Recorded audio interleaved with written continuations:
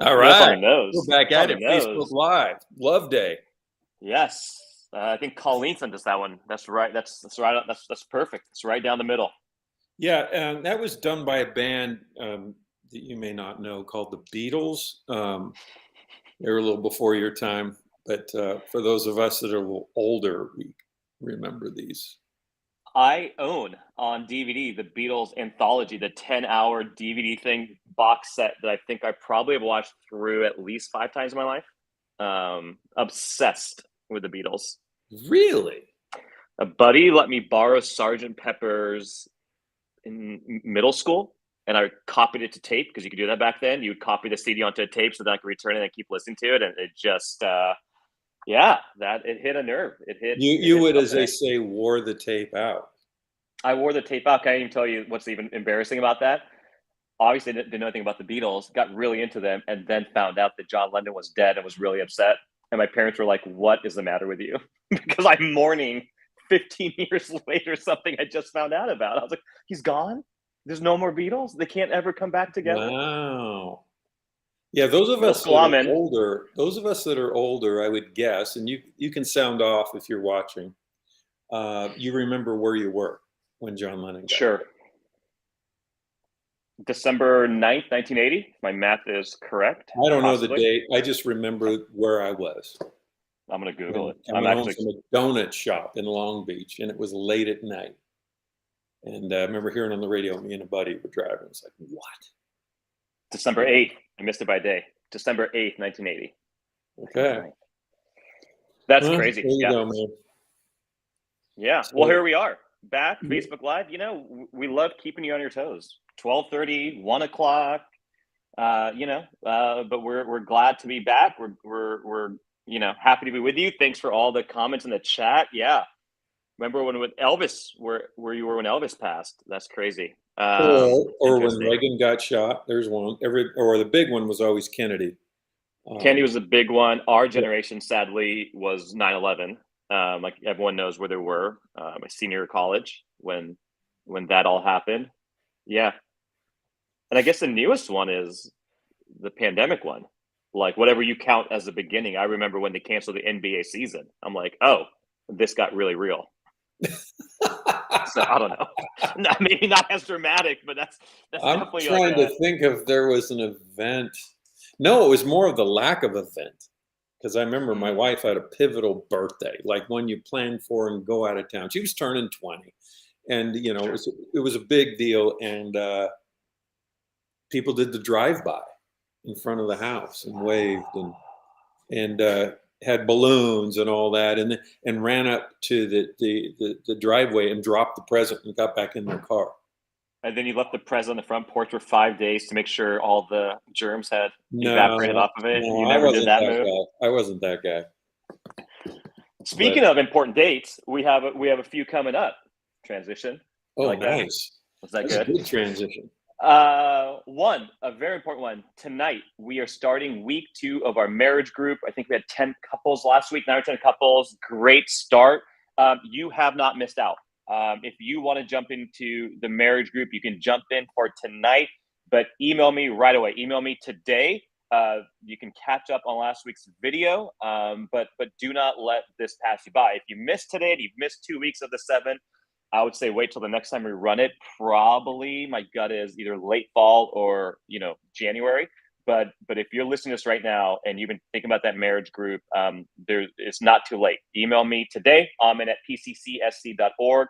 I'll respond right away. I'll give you the materials, a Zoom link. We'd love to have you jump in. We actually have a new couple jumping in tonight. Again, video-based series. I checked in with the people from last week and got nothing but really awesome, positive response. And one thing that I really was encouraged by was a couple of people mentioned that not only was this good for obviously my wife and I to talk through, but it gave us kind of a lens of how we could love and care for others and other people in our life that we know might be struggling in their marriage, or how we can support other couples in their marriage. It gave us even a voice into that and helping us understand how we could care for others. And I love that. I thought that was such a great perspective, that it's a yes and. Yes, it's good for us, and we can show love and to others, because as we learn and as we talk through things. So that's one. Email me for that tonight, and then our grow group is rolling. We have one right now currently, Wednesday nights, 5:30 Pacific Standard Time, going through the book of John. We want to start another one here in the next month or so. So if you're interested, email me. If Wednesdays work, great. If they don't work, great. Email me, let me know. We'd love to get another one rolling. But grow group Wednesday nights. How's it going? Good discussion? Great discussion. Really good discussion. It's been very intentional. And again, it's application. It's understanding, trying to understand, okay, what's happening in this section of John, and then how is that applying to us? Yeah. And what's our takeaway? And what are we carrying with us this week? Because it's we really focus on that. Easy to read it and talk about it and then walk away. But to keep that thought in your head of like, wait, what's my takeaway for this week? What am I going to hold on to? This was more than just this discussion. So that's been really neat to hear about.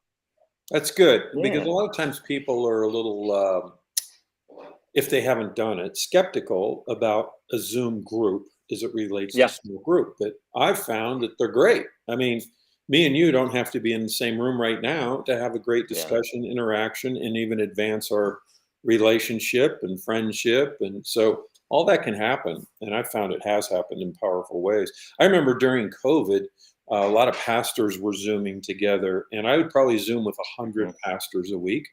I would have never been able to meet those guys, interact with those guys, waiting for a face-to-face. Not saying face-to-face is bad, and if you can pull it off, great. But if you can't, man, don't be afraid of Zoom. Yeah. Or Google, or whatever format you're using. I think we started on Zoom for 1.5 years before I met you. You're much taller than you look on a Zoom. You look shorter on the Zoom. I think it's your camera angle. I don't even know if you're real, okay? Oh, man. Why? Who made that up? Were you AI? Could be. That's why I stay online. But speaking of, I don't know, all the things, let's jump into this week. Love part 2. Love, getting real with love and what it really means. So if you don't mind, give us a quick recap. Let me give you the proper subtitle. How to love like Jesus. I have the subtitle. How to love like Jesus part 2. I have it. I want you to throw Jesus in there, because this isn't just, Beatles stuff. Touchy-feely? All right. Well, give us a recap. Okay. Give us a recap. So last week, if you remember, the recap is Jesus is washing the disciples' feet to show them the full extent of his love. So we talked about how it's a priority, because this is a final meal. They were eating a meal, and then he washed their feet that Jesus had. And so it's kind of marching orders. I'm going to show you how to love and to love one another. And it's through humbly serving each other, not exalting yourself above either, or looking up or down to people, or not creating caste systems or the haves or have-nots or qualified or disqualified. But everybody is an option and a potential object of our loving, like Jesus did, because he was definitely exalted. He was their Lord. He was their leader, as we studied in Sunday. And yet he got on his knees and washed their feet. They didn't wash his feet. And so that was the couple principles before. Make sure you don't view yourself above others and keep it a priority. This last week, it's just 5 short verses. So let me read it for you. Yeah. Jesus said, let's see. It was, we started in 14. Let's start 13. You call me teacher and Lord, and you're right, for so I am. If I then, your Lord and teacher, have washed your feet, you also ought to wash one another's feet. For I have given you an example that you also should do, just as I have done to you. So we talked about how this loving like Jesus is doing something. It's not just talking about it. It's not thinking about it. It's not pondering it. It's actually doing something. He did it, and he made an example. He didn't lecture them on love. He didn't give them a Bible study on love. He didn't describe the 3 Greek words of love. He did it. He demonstrated. He had them receive it. So that was one of the points we talked about last week. If you're going to love like Jesus, it's active. It's doing something. Then he says, truly, verse 16, truly, truly, I say to you, a servant is not greater than his master, nor is a messenger greater than the one who sent him. And here's the promise. but also the condition. If you know these things, blessed are you if you do them. So there's the doing again. So it's Hmm. active, but there's an if you do them. And we talked about how effectively he's washed their feet, but there's going to be more feet to wash in the years ahead to come, Yeah. figuratively speaking, and they're going to have to make a decision about if they're willing to step into this kind of love. If they do, they'll be blessed. If they don't, they won't, would be the implication. So we talked about, Mhm. yes, loving like Jesus is going to be active, but it's also going to require an ongoing choice. So Yeah. daily, we're going to have opportunities brought before us that we have to make a choice about, that we make sure we don't elevate ourselves. Keep it in the priority grid. It's the most important thing we could do. And what is it we can do? And then step in. And then we'll be blessed. And so those are the points. It's active and it's a choice. One of the great kind of distinctions that Jesus makes that you highlighted was it's that Jesus doesn't just say, okay, go out and love people, because everyone has a different definition of what that means, right? What that means to me, what that means for others, what I want, what I don't want. And again, with our inherent nature, a lot of that could be selfish. But Jesus says love, but then love as I have loved. And he just give them an example, right, of washing their feet. So it's this sacrificial love, it's this other focused love, it's this action love, not just a feeling or a thought or, and you gave that funny example of like, hey, let me know if you need anything. It's like, no, Jesus was active and engaged with people. So I just begin by I love that distinction of defining what love looks like, but having to then choose, okay, I need to understand how Jesus loved and try to replicate that type of love in my life. And Mm, and so mhm. so that is challenging. And the idea that it is action oriented, that we have to be moving towards others. And so I think one of the big challenges of that, and one of the wrestles, and I would just say for myself, I'll start always, confessionally, is um, I often give back the type of love I want to receive.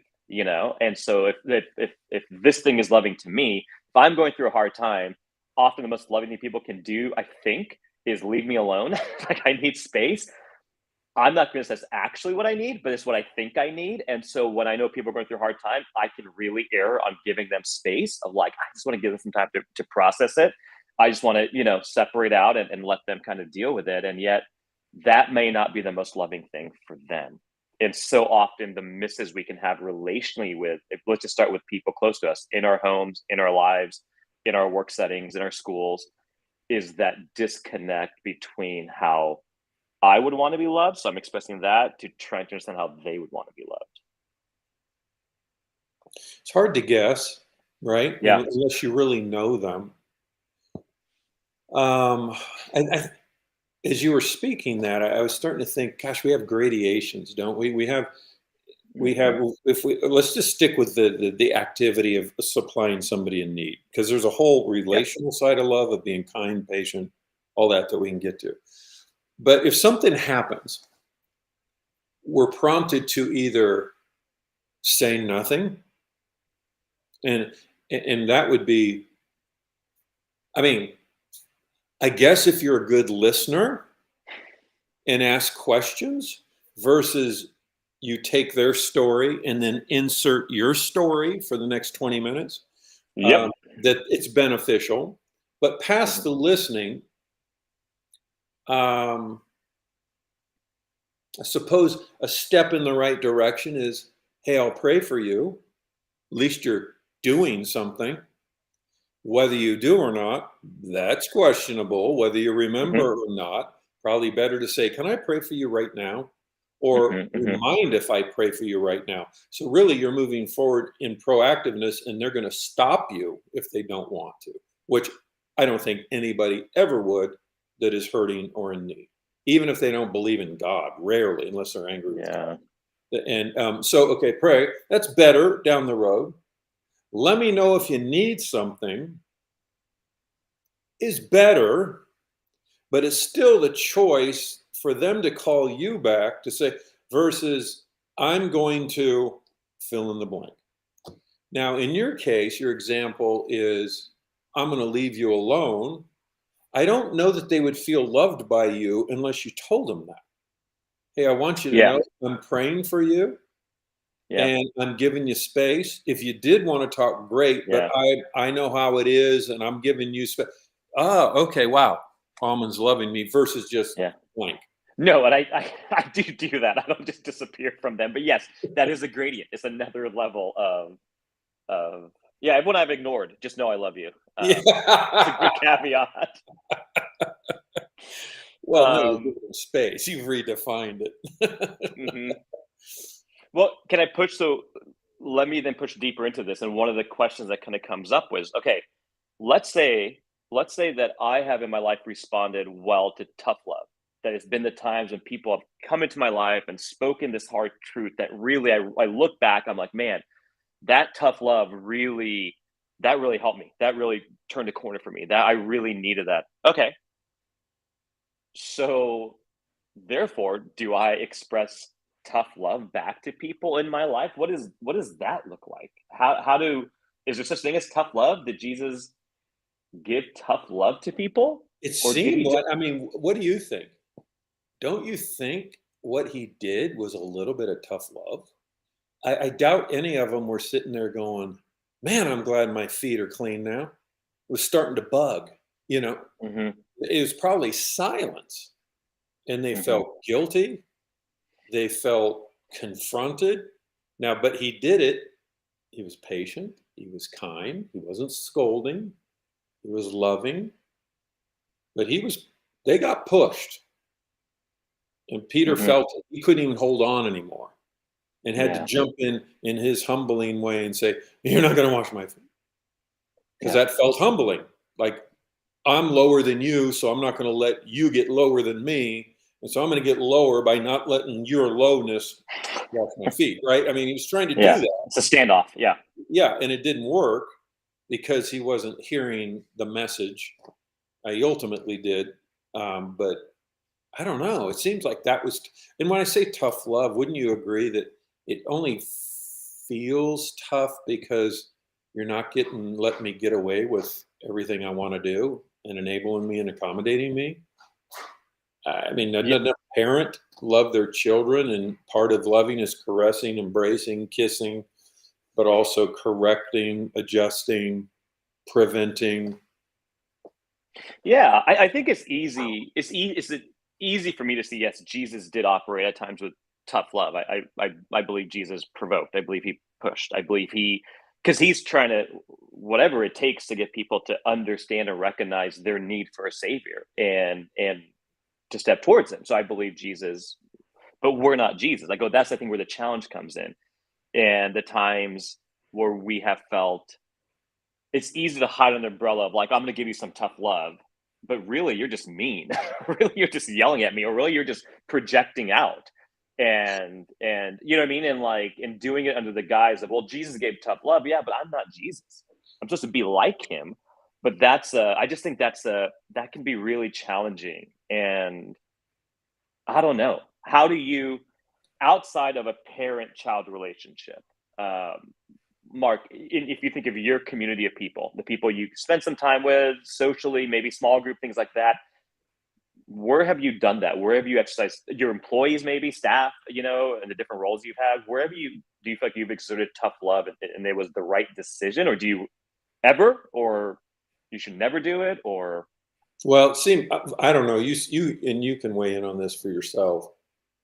Tough love speaks to a position for me in somebody's mm, life. mhm, Like you said, if you're an employer and employees and things aren't working or they're always late or not doing their job, whatever you want to call this not working, you have to have a sit down with them. Now, is that a love interaction? Probably not. It's an employment one, but I can treat them with love. I can still be kind. mm, I can still be patient. I don't need to bring up the past, keeping records of wrongs. If I've been doing that, then I haven't been dealing with it as it goes. I let it build. So some of it's self management. But just to go up randomly to somebody in the checkout counter and say, whatever, it's like, I don't have that role in your life, yeah.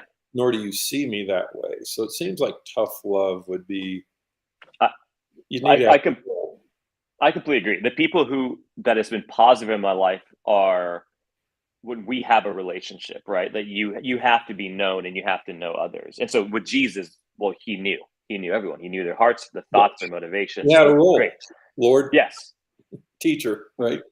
And the only way for us to begin to know that of people is to be in relationship with them. There's times when people have tried to give me some tough love and it just didn't hit. They may have been right or wrong. I don't know. I don't remember. I just remember being like, that was abrasive. And like, I kind of like, I'm checked out from it. But I think the relational equity, and again, that goes back to this idea of love. It's being involved in the lives of others. It's action oriented. It's not from a distance that I'm going to fly in and fly out. So I want to jump to a quick question we got that I think is really important, and it's the idea of boundaries. And so this question came in is in love being action oriented and moving towards others and serving others and putting our needs of others before ourselves. How do we prevent burnout? And how do we not just continue the cycle of like I'm always going to selflessly serve the other and never look out for myself? And in that, I start now getting to the places of burnout and feeling used. Mm. Yeah, that is a big challenge of the pastorate, actually.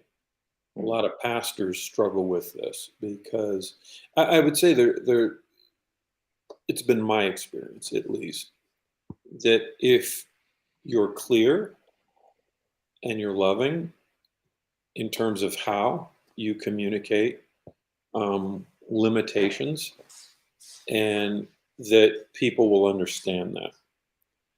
But and you got to beware of the hero complex because that kicks in because you want to help somebody because you can. Well, maybe you shouldn't be the one that does it. Maybe somebody else should be. I don't know. But if you find yourself always doing it and always burn out and always, yeah, then there's going to be lack of balance there because the text that we read says you'll be blessed, which means fulfilling, not burnout, which means big hug from God rather than depleted, which means energy versus, so it's in the name of love, we can creep a lot of things in there. We can be controlling people and doing good behavior for people and just trying to control the situation. And only we know that. Or, there's so many versions of that. But when the fruit of it isn't blessing, that should be an indicator. I've had, and some of it is faith too. I've had situations where, somebody would call on the phone. I got to talk to Pastor Mark. It's an emergency. It's an emergency. And I remember multiple times where I'd be like, I'm in the middle of a meeting. Well, they said it's an emergency. Well, unless it's my wife, you're going to have to tell them, I'll call them back when I'm done with my meeting. And I can tell you more often than not, when I call them back, they'll say, never mind, it got handled. So some of that is there too, having faith that, okay, I need to take care of myself. I've been spending time away from my kids, my family, my husband, my wife, in the name of helping people. Well, okay, but now you're being unloving to them. So it's a balance.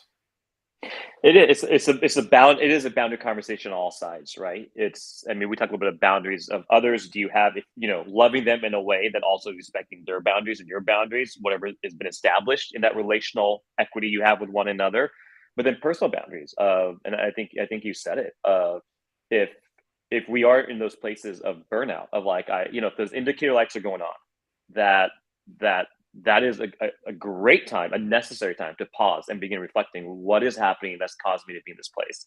Is me going and serving and doing these things, is it making me actually feel bittered and angry and exhausted? Why? Is it what I'm doing? Is it the how? Is it expectations? Is it something else is going on and I'm feeling depleted in all areas of my life? That maybe I'm in a place where I'm not being filled. We are called to be filled to pour out. Well, if the pouring out is happening, but the filling isn't happening, then okay, what is lacking in my spiritual life where I'm not being filled in the way I think I should? And I might need a pause. And I think those things are okay, but I think the question is great. It comes up a ton of people because again, the example of Jesus, that sacrificial, it feels very unattainable, right? It feels like, well, I just need to, sell every possession, sell everything, and wander the streets and just try to be nice to people. Like, it just seems so unattainable what he's asking us to do. and yet remembering that he was operating from a place of being filled by the Father and operating out of that place of what he was doing. And so Mhm. what do our boundaries look like? How do we make sure we are reflecting it in a healthy way? Yeah, Um, I think a lot of love, at least I found in my life, a lot of the issue of love is the attitude, not necessarily the action. Because we're talking a lot about mm, hospitality right now, yeah, and yeah, you could offer a lot of hospitality and be bitter Betty doing it. I mean, you really hmm, can, and have a terrible attitude going in. So, what would be the loving attitude becomes now that's gauged, monitored, not exalting myself. This is a priority to God, so I'm going to make it a priority in my life. Yeah, it hurts a little bit. Didn't feel good to take my robe off and put on a towel and rub stinky feet, but this is how we're to interact. And God has blessed me for it. I learned a lot in the process, and that's usually where the yeah, blessing is. You come out of there going, man, I went in there thinking this and this and this. And I got so blessed, and all that kind of stuff. So yeah, well, yeah, I think it'd be good to explore the relational piece of this. Loving spouses, loving friends. How do we really love a friend that we've yeah, had an argument with? What does that look like? Um, are we willing to be active and engaged? Because love perseveres, so it doesn't give up. yeah, So if we've written somebody off in the name of they haven't coming around to our side, or are we just saying it's gone mm, as far as I can go, but I'm totally open if the opportunity gives? That's a very yeah. different perspective on loving. Even loving your enemies. What? How do you love your enemies? Right. So Was that those are part seven? deeper issues than, I'm going to give Yes. you a bowl of soup. So, Well, but I think it's a great distinction. Like it is difficult to go out and to serve the needs around us. We're called to do that. It is a holy task. We're meant to pay attention and to meet the needs and take the blessing we receive and pour them to others. It's an entirely different conversation when you start talking about those relational avenues, because I don't need to have real perseverance. I mean, I do. I need to get up and drive to the thing and do the thing once every month or whatever. Great. But the perseverance of the people I'm interacting with on a regular basis, that is what takes time. And I don't know if this is true for others. I don't know if this is healthy, but in my life, I know the people, they're categories subconsciously. These people fill me, and that's great. And these people drain me, and that's okay because these people fill me. That I don't expect this category of people to ever really fill me. I know this is a one way pouring out, and not in a way where I feel like I'm being taken advantage of. I just know, oh, my role in their life is this, and I want to love them this way. Um, but I need the people then who are then pouring back into me and helping, so I don't burn out and I don't become embittered and I don't my motivations behind why I'm doing things, yeah. So that was maybe off in the wrong direction, but I just, as you were talking, I was thinking about that there are people that we do just give towards, and that's just kind of it. Yeah. Um, a couple other questions. Let me see where we want to go in the last couple you minutes know, here. um, You go. I had a thought, and Yeah. like I think it just left. So, yeah. Oh, I know what I was going to say. I think this is a telling reflection to do. If people were to describe you to somebody else, would they are such a loving person be part of the description? Because it should be. Yeah. It should be Yes. the goal. At least it should be the goal. And I would argue that maybe it's not for a Yep. lot of us. Um, and that's telling, right? Because that's First John, right? Beloved, let us love one another. Love is a God. Everyone who's born of God knows God.